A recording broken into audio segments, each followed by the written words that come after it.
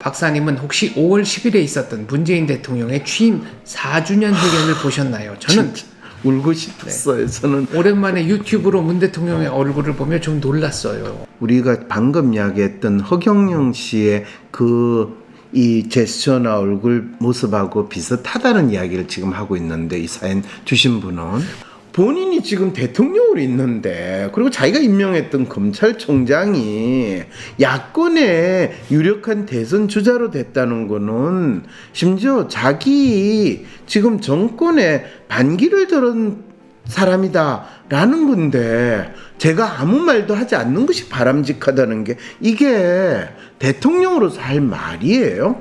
이분이 지금 국정상 또 앞으로 대통령을 바라는 국민의 마음에 대해서 조금도 관심이 없거나, 또는 본인이 현재 대통령으로서 어떤 이미지를 국민들에게 주고 있는가에 대한 본인의 리더십에 대한 이해가 조금도 없다라는 뜻이 돼요. 그러면 약간 문파에 가까운 나 입장에서는 지금 우리 대통령이 시대 정신을 이야기를 했다라고 할 때, 저분이 살고 있는 시대는 어느 시대인가 라는 질문을 던져볼 수 있어요. 어떤 시대입니까? 조선시대인가 또는 고려시대인가, 네. 이런 생각이 드는데, 아니면 후삼국 시대인가요? 더 올라가나요?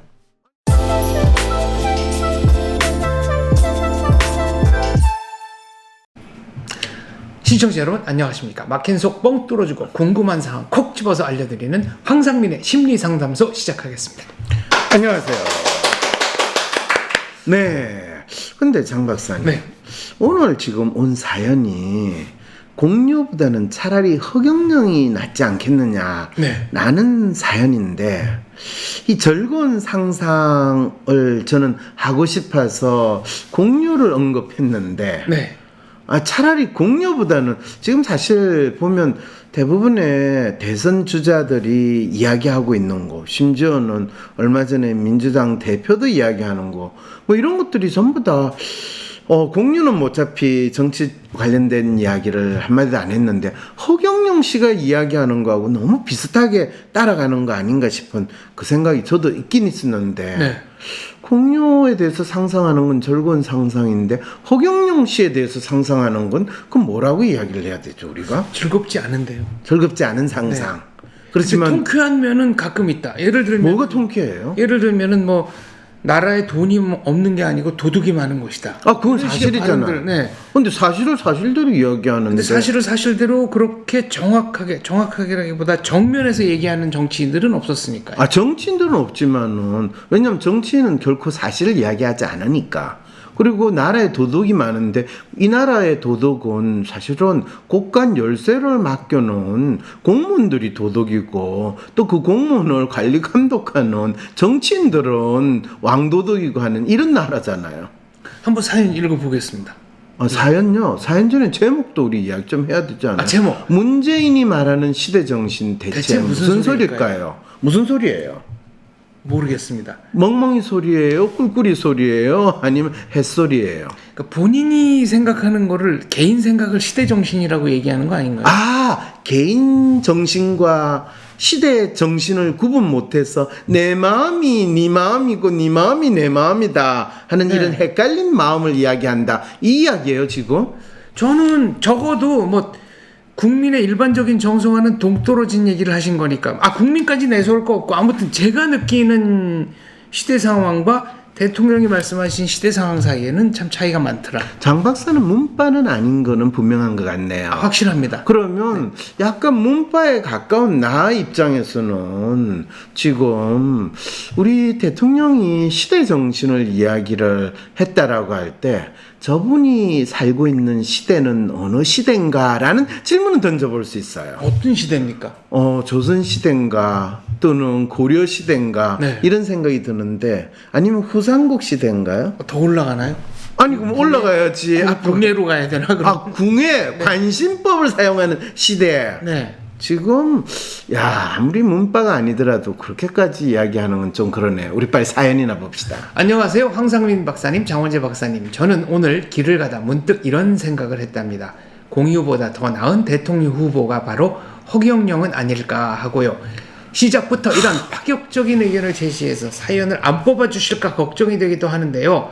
사실 오늘 낮에 횡단보도 앞에서 국가혁명당 사람들이 나와 피켓을 들고 우리나라 정치에 대해 걱정도 하고 허경영 총재의 공약들을 신나는 음악에 맞춰 떠드는 것을 보니 이상하게 속이 다 시원하더라고요. 네, 진짜 할 말이 없네. 할 말이 없어. 어쩌다가 이 나라가 네. 이런 꼬라지까지 됐어요. 이게 나라냐라는 소리를 옛날에는 박근혜 씨 대통령일 때 이게 나라냐라고 그러는데 문재인 씨가 대통령일 때는 문재인 씨에 대해서 한 게 아니라 허경영 씨 국가혁명당? 이것도 국가혁명당 이전에 쓰던 게 무슨 네. 국가혁명 배당금당인가 아예 돈 나눠주겠다는 얘기를 당명에 노골적으로 집어넣었었어요. 그거는 이제 돈 나눠주는 거는 지금 집권 여당이 돈 나눠주는 거로 표를 사다시피 하니까 이거는 얘네들이 벌써 우리를 따라하고 있구나. 그럼 얘네들이 따라할 수 없는 거 아예 우리가 그러면 혁명을 일으키는 당이 되자 이래서 국가혁명당으로 이름을 바꾼 것 같네요. 네. 대체 이게 어떻게 되는지 한번 들어봅시다. 그리고 당 이름도 국가혁명당이라고 하니 갑자기 어찌나 통쾌한 마음이 들던지 아마 제가 이 나라에 진정 혁명이 필요하지 않나 하는 마음이 있었던 것 같습니다. 그래서 박사님들께서 공유당을 창당하고 공유를 대통령을 만든다는 상상을 하는 것보다 허경영이 더 현실적인 것 같은데 제 아이디어가 어떠신지요? 이 질문을 하면서도 이것이 제가 대한민국 국민이라는 것을 자학하는 건가 싶기도 합니다. 이분 자학 수준에서 거의 자살하는 마음으로 그래 니 죽고 내 죽자 우리 그런 이야기 혹시 많이 안 들었어요? 그렇죠. 다 필요 없다. 너 죽고 나 죽자. 그렇죠. 다 끝내자. 장 박사 그 이야기를 주로 누구한테 들었어요? 기억이 안 납니다. 기억이 안 나요. 장 박사는 잊고 싶은 기억이어서 그런 거. 그렇죠. 연애했을 때나 옛날에 그런 이야기 드라마에서도 많이 듣긴 했는데 네. 그럴 때 그 사람의 마음이 지금 대한민국 국민들의 마음이 됐다는 건 이건 자학이 아니라 거의 자살이잖아요. 이것도 집단적으로 이런 마음이 들었다는 거는 심각해 보입니다. 그렇죠. 그런데 더 놀라운 거는 공유를 대통령으로 만드는 거는 상상하기 힘들다. 네. 그렇지만은 차라리 내가 자학하고 자살하는 마음으로 허경영을 대통령으로 만드는 거는 차라리 그게 더 내한테 현실적으로 다가온다. 현실적이다라는 말이 이 맥락에서 이렇게 쓰일 수 있는 건가요? 그럼요. 내가 지금 즐거운 상상을 하기에는 내가 처한 상황이 너무 괴로우니까 차라리 나를 자해하고 자학하고 자살하자. 제가 항상 이야기하는 로맨티스가 쉽게 빠질 수 있는 삼자 정신, 삼자 마음이 네. 자학, 자해가 처음이에요. 네. 그 다음에 자학, 네. 그 다음 자살이에요. 이 자해 공갈단으로 시작해가지고 네. 결국은 스스로 자기 몸을 자기 생명을 담보로 해가지고 저지르는 행위가 자살이 되는 거거든요. 우리는 네. 자살을 하는 사람은 다 마음에 아픔이 있고 자기가 속을 털어내지 못해가지고 자살한다고 그런 뻔한 하나만한 소리를 하는데 그렇지 않아요. 이거 수동적 공격성인가요? 그럼요. 수동적 공격성의 그 극단의 이 자해 행위가 자살이 된다고 할 수가 있는 거죠. 근데 그건 그렇고 혹시 장 박사는 허경영 씨 한번 만나본 적 있어요? 한 번도 본 적 없습니다. 그래요? 근데 저는 지금 무슨 무슨 무슨 궁인지 그렇죠. 거기 그렇게 관광객들이 많다면 그럼요. 그거 한번 접견하는데 네. 몇십만 원을 내야 된대요. 거기를 왜 가느냐고 기자가 물어봤더니 네. 기사가 났습니다. 네. 좋은 기운을 받고 싶어서 왔다. 그럼요. 허경 씨 만나서 좋은 기운을 받는데 보신 적 있으세요? 그럼요. 제가 몇 번이나? 한 두서너 번 만나서 같이 방송도 했어요. 그런데 네. 이분이 내하고 방송할 때는 조금 뭔가 또 좀 제스처가 달라지더라고요. 그래서 그러니까 고수한테 걸렸다가 박살나기 싫다 이런 거. 그렇죠. 고수라기 표현보다는 눈동자가 초점이 막 흐려지면서 본인 이야기가 전혀 안 먹히면서 그걸 들으면서 저는 이분이 나온 응답하라 1988 까메오로 잠깐 나왔었잖아요. 허경영 씨가 나왔어요. 하숙집 아저씨로요?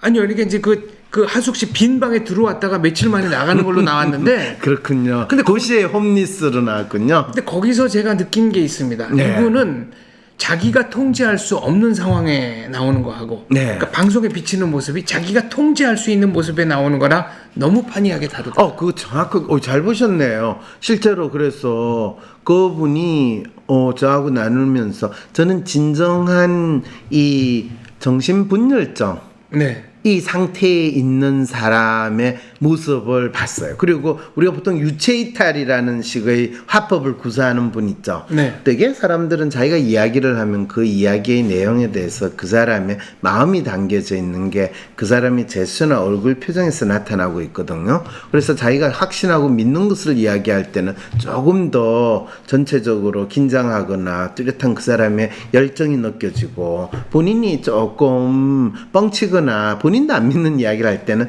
뭔가 좀 가벼운 느낌이 나타나는데 이분은 전체 이야기하는 거에서 아무런 변화가 없어요. 그거는 엄청난 연기자라는 얘기거나 아니면 자기 말을 자기가 하나도 믿지 않고 있다는 얘기거나. 장박사 구사에 이렇게 분석력이 뛰어난 거 원래부터 잘 했던 거죠. 캐릭터 분석. 저 드라마 전공이라 이 드라마 캐릭터 기법을 적용하면 정확하게 지금 표현을 했어요.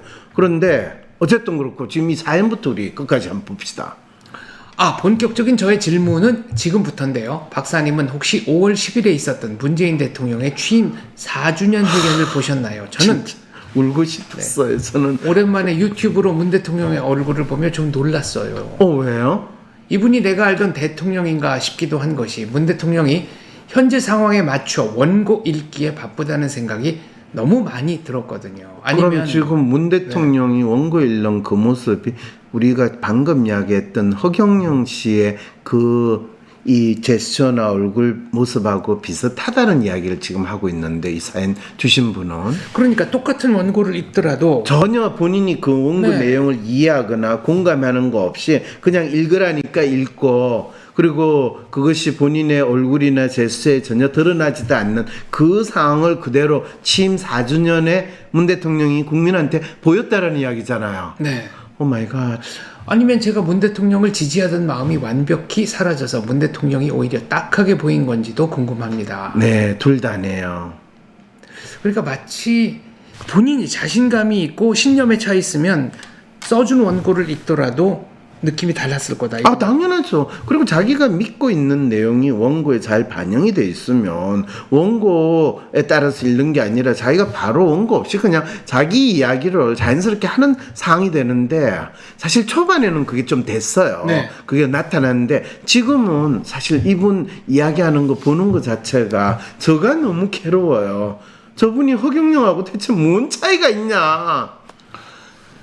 얘기가 자꾸 옆길로 새는 것만 같은데 사실 제가 문재인 대통령의 회견에서 놀랐던 것은 바로 기자들이 문재인 정부의 검찰총장이라고 했던 윤 전 총장이 차기 야권 대선 후보로 거론되는 데 대해 어떻게 평가하느냐는 질문에 대한 문 대통령의 답에 있었습니다. 나도 이거 놀랐어요. 윤석열 전 검찰총장은 차기 유력한 대선 주자로 인정되고 있기 때문에 제가 아무 말도 하지 않는 것이 바람직할 것 같아라고 문 대통령께서 말씀하셨거든요. 이거는 어떻게 봐야 됩니까? 이거는 진짜 이분이 지금 국정상 또 앞으로 대통령 후보 또는 대통령을 바라는 국민의 마음에 대해서 조금 더 관심이 없거나 또는 본인이 현재 대통령으로서 어떤 이미지를 국민들에게 주고 있는가에 대한 본인의 리더십에 대한 이해가 조금 더 없다라는 뜻이 돼요. 왜 그럴까요? 일단 윤석열 총장은 문재인 정부에서 검찰총장으로 임명을 한 사람이고 그렇죠. 근데 그리고 임명을 할 때도 뭐 좌우 눈치 보지 말고 지위고하를 막론하고 공정하게 수사해달라고 특별히 또 당부까지 했고 그렇죠. 그랬는데 끊임없이 그 법무부 장관들과 문제를 일으키다가 그러니까 중간에 이제 뭐 추미애 장관이라든가 박범계 장관이라든가 계속 문제가 생기다가 결국은 나가서 그리고 지금은 이제 유력한 대권 후보까지 된 거 아니겠습니까? 그렇죠. 그런데 문제는 여권 후보가 아니라 야권 대선 주자로 있는데 이 마치 남우 정권 또는 다른 시대의 정권에서 일어났던 것처럼 이야기를 할 뿐만 아니라 본인이 지금 대통령으로 있는데, 그리고 자기가 임명했던 검찰총장이 야권의 유력한 대선 주자로 됐다는 거는 심지어 자기 지금 정권에 반기를 들은 사람이다라는 건데, 제가 아무 말도 하지 않는 것이 바람직하다는 게 이게 대통령으로서 할 말이에요? 그러니까 기자가 질문하고 싶었던 것은 인사가 잘못된 거냐 아니면 국정 운영이 잘못된 거냐 거기에 대한 인식을 가지고 있느냐 이런 거 아니었겠습니까? 그렇죠. 그런데 그거는 내하고 관계없다. 나 말하듯이 이야기를 하면 이 사람은 지금 대통령으로 지내는 거예요? 아니면 은퇴한 국정 원로로 지금 지내는 거예요? 제가 그 말씀을 드리고 싶었습니다. 이건 마치 은퇴한 지 한 20년쯤 정치적으로 전혀 뭐 아무런 일도 할 생각이 없는 국가 원로가 하는 얘기죠. 그렇죠. 네. 계속 읽어봐요. 그런데요, 문 대통령의 이 말의 의미는 윤석열 전 총장에 대해 말할 가치가 없다는 것인가요? 아니면 유력 주자니 좋다 나쁘다 말하지 않아야 퇴임 후 안전을 보장받을 수 있다는 것인가요? 그것도 아니면 정말 아무 생각이 없는 건가요? 거기다 문 대통령은 차기 대선 주자에게 필요한 덕목에 대해서 이렇게 말했습니다. 자, 우리는 이 질문에 대해서 이미 답은 다 끝났죠. 이분은 은퇴한 지 한 20년 되는 정치 원로로서 한마디 했다라고 하는데, 사실은 시중에서 지금 문 대통령이 가장 걱정하고 있는 거는 퇴임 후에 안전을 어떻게 보장받을 수 있을까? 네. 다음에 누가 대통령이 돼야지 이것이 본인은 감옥에 가지 않게 될 것인가? 지금 이런 이 이야기들을 참 많은 분들이 하고 있을 때 저는 가슴이 미어졌어요. 어쩌다가 이 나라 대통령 자리는 퇴임하고 나면 감옥을 가는 게 대통령의 다음 코스로 이미 정해진 나라에 우리는 살고 있는가? 그럼에도 불구하고 누구나 대통령 되겠다고 나서는 인간들은 본인이 감옥에 가는 걸 각오하고 대통령 자리에 간다는 건 진짜 희한한 짓이 아닌가요?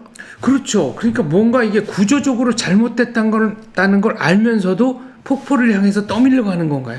그렇게 비유를 하면 지금 이 방송 듣는 분은 지금 뭔 소리야 이렇게 돼요. 근데 더 놀라운 거는 자기 대선 주자 필요한 덕목을 이분은 지금 본인이 대통령 끝나고 감옥 가는 거를 막으려고 난리를 친다고 지금 대중이나 이 나라에서 많은 사람들이 이분을 보고 있는 이 상황에서 자기 대선 주자에게 필요한 덕목에 대해서 이야기를 했다면 우리 사연을 안 보고 지금 한번 상상을 해보세요. 자기 대선 주자에 필요한 덕목은 뭐라고 문 대통령이 이야기를 했을까요? 전혀 짐작이 안 갑니다. 아니 첫째 그냥 국가 뭐 누구나 할 수 있는 이런 얘기를 하시지 않았어요? 아니죠. 아닌가요? 진짜 이분이 퇴임 후에 본인의 안전에 대해 또는 본인이 감옥 가는 거를 걱정하신다면 아무래도 화해와 용서와 소통의 덕목이 있어야 된다고 이야기를 했겠죠. 근데 이런 이야기가 아니고 다른 덕목을 이야기했다면 이분은 퇴임 후 안전에 대해서 고민하고 있지 않다 정도는 우린 추론을 해볼 수 있는 거잖아요. 본인은 감옥에 갈 가능성이 전혀 없다 이렇게 생각한다는 거죠? 아니죠. 그것이 이분이 한 말을 통해 가지고 이분이 진짜 걱정하는 게 뭔지에 대해서 우리가 제대로 파악할 수 있다는 이야기죠. 이분은 그래도 지금 현직 대통령인데 설마 내가 이 박근혜나 이 이명박처럼 감옥에 가겠어? 내가 얼마나 깨끗하게 내가 돈 한 푼 받지 않고 이 대통령 일을 열심히 했는데 북한 김정은한테도 내가 한 푼도 안 주느라고 이 사단이 다 났잖아 이렇게 믿고 계시는 분일 텐데요. 시대정신과 함께 균형 감각도 필요하다며 우리 역사가 발전해 나가야 할 방향을 정확히 보는 것이 중요하다. 눈에 보이는 것이 전부 다 진정한 민심이라고 생각하지 않는다. 강물에서 포말 같은 흐르는 민심이 있는 반면 강바닥에서 도도하게 흐르는 민심의 방향이 있다. 그것이 시대정신이라고 했습니다. 강물에서 포말처럼 흐르는 민심은 뭐고 또 강바닥에서 도도하게 흐르는 민심의 방향은 무엇인가요? 박사님은 이 문장이 이해가 되시나요? 아니요, 전혀 이해가 안 저도 돼요. 글밥을 좀 먹고 사는 사람인데 이 문장은 도통 감동도 공감도 되지 않아 짜증이 났답니다. 물론 제가 요즘 사는 것이 힘들어서 그렇다 하셔도 할 말은 없습니다만. 그렇죠. 진짜 사는 게 힘든 사람들한테 네. 뜬금없는 소리를 해가지고 허탈함을 안겨주는 아주 전형적인 표현. 왜냐면 이게 상당히 그럴듯한 의미가 있는 것처럼 보이지만 아무 의미가 없는 표현. 강물에서 포말같이 흐르는 민심이 있는 건 겉으로 보이는 것이고, 진정한 민심은 강 바닥에서 도도하게 흐르는 민심의 방향, 그것이 시대 정신입니다. 그래서 우리는 저 밑에 10년의 끝에 있는 이 시대 정신을 봐야 된다. 이게 미친 소리지 이게. 그 본인만 볼 수 있다는 거 아니에요? 저는 아니죠. 본인도 네. 못 봐요. 본인. 자, 저는 이걸 듣고 그냥 사연이 네. 낡아요.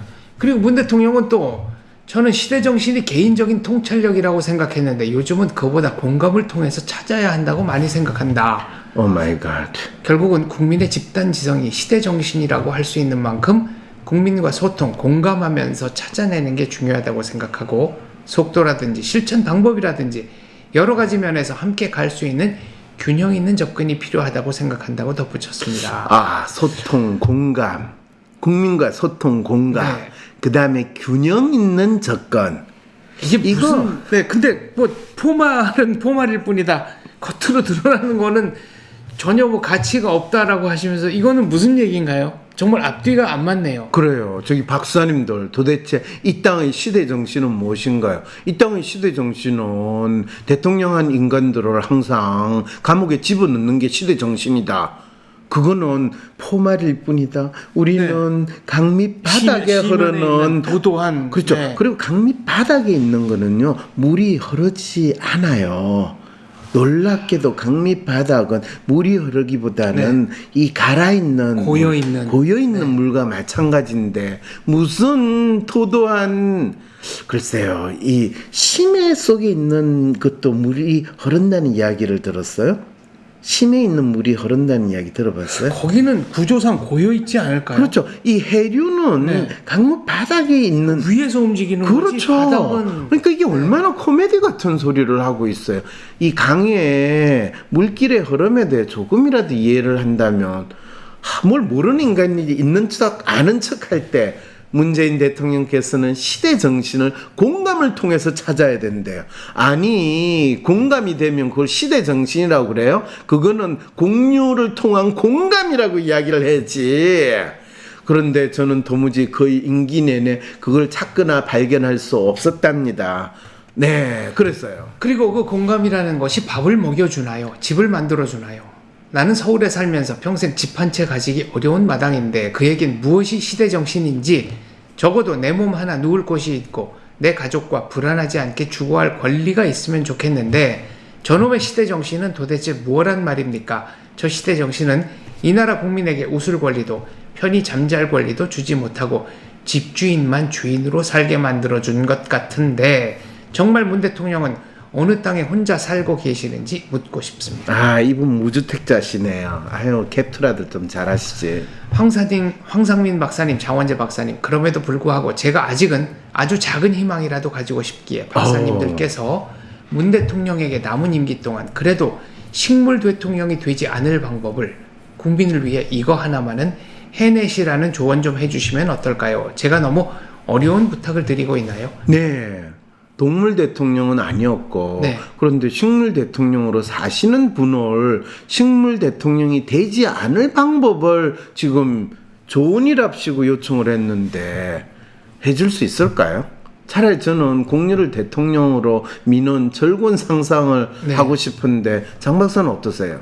저도 그렇습니다. 정치가 국민에게 즐거움을 준 지 오래됐기 때문이죠. 그렇죠. 네. 공유 프로젝트는 여기까지 하겠습니다. 감사합니다. WPI를 배워서 상담가가 되고 싶어도 장소적인 제약 때문에 망설이셨던 분들 잘 들어보세요. 이제는 WPI 심리 상담가가 되는 WPI 상담 코칭 전문가 전 과정을 온라인으로 수강하고 전문가 자격증도 받을 수 있답니다. 초급, 중급, 고급 3회의 워크샵에선 쌍방향 소통이 되는 온라인 참여가 가능합니다. 인간의 성격부터 WPI 검사 해석까지 온라인으로 배우며 온라인상에서 토론과 황상민 박사님과 1대1로 질의응답도 가능하답니다. 대한민국 최고의 심리 상담가인 황상민 박사님의 실제 상담 사례를 공부하는 사례 분석 세미나도 온라인으로 참여 가능합니다. 듣기만 하는 인간 개념이 아니고 적극적으로 참여할 수 있는 온라인 사례 분석 세미나. 대한민국 최고의 심리 상담가인 황상민 박사님의 실제 상담 사례를 보고 온라인으로 토의하며 통찰력 넘치는 해결책을 제시하는 비법을 배울 수 있습니다. 심지어는 상담 실습도 온라인으로 할 수 있어요. 상담 준비 수업부터 슈퍼비전, 그리고 실제 상담까지 온라인으로 참여하고 화상통화로 내담자를 상담하며 전문성 있는 상담가로 성장할 수 있습니다.